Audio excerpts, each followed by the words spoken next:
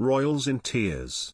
Palace confirmed very sad news about Queen's health condition ahead of key events. The Queen's health has been widely speculated in recent months, but it has now been announced that the monarch's diary is under review and it is likely she will only carry out light duties in the future.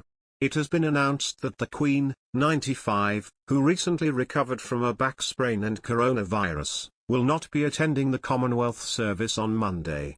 A spokesperson for Buckingham Palace said, after discussing the arrangements with the royal household, the Queen has asked the Prince of Wales to represent Her Majesty at the Commonwealth service at Westminster Abbey on Monday.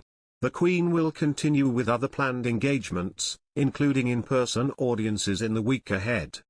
It is thought that the journey from Windsor to London, followed by spending an hour standing at the service, would have been too much for the monarch. Though royal sources have emphasized that the Queen is not unwell and is as committed to her duties of state as ever, the monarch and her senior aides are thought to have accepted that the frailties that come with living a long life have caught up with her. The Queen has been seen using a walking stick and complaining of her mobility issues, after telling two military officers at an in-person audience, "Well, as you can see, I can't move," after they asked after her health, according. On Sunday, it was revealed that Her Majesty has not exercised her beloved corgis since spending a night in hospital last October. It is said that royal aides walk her dogs for her, and a source said, "She is not well enough." The Queen usually turns to her beloved corgis in time of crisis and stress and took them out almost every day after Philip fell ill and then died last year. They are an enormous source of solace, so it is a real shame.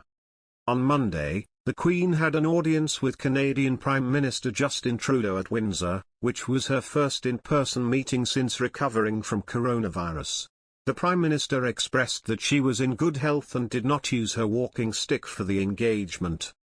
A source who spotted the monarch at Sandringham in February stated that she was bright, alert and walking relatively unencumbered. Though the Queen will still attend events, it is thought that those deemed too taxing for her will be taken on by Prince Charles, Princess Anne, and Prince William instead. The Queen could miss more key events such as Royal Ascot and Garter Day, a royal expert has suggested. The monarch pulled out of attending the Commonwealth Day service on Monday, a decision understood to be related to her comfort rather than a specific illness. She now regularly uses a stick and remarked during our recent Windsor audience, "Well, as you can see, I can't move."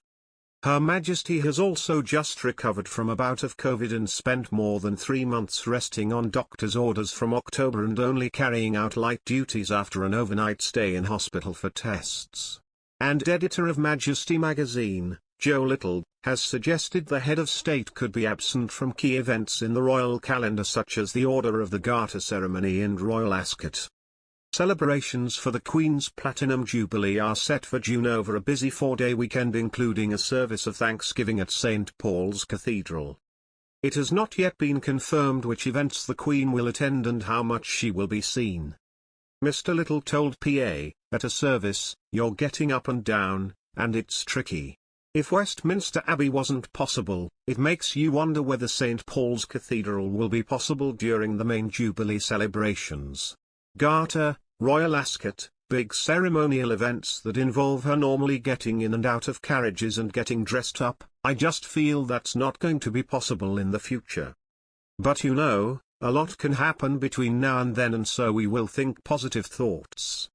Mr. Little also believes the Queen's diary will never return to its pre-pandemic days because of her age and her frailty.